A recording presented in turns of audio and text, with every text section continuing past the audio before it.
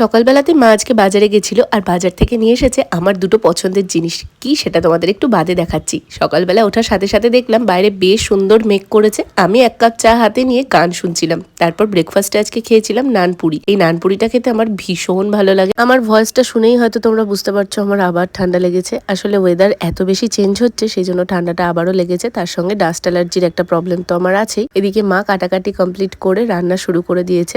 আজকে সবকিছু অনেকটা লেটে লেটে হচ্ছে। যেদিন বাজার যাওয়া হয় সেদিনকে এরকম দেরি হয়ে যায়। প্রথমে চিংড়ি মাছটা ভেজে নিয়েছে, তারপরে মাছের ডিমের বড়াটা মা করলো। আর আমার আজকে বিছানা তোলা হয়েছিল না, অনেকটা লেটে আমি বিছানাটা গুছিয়েছি।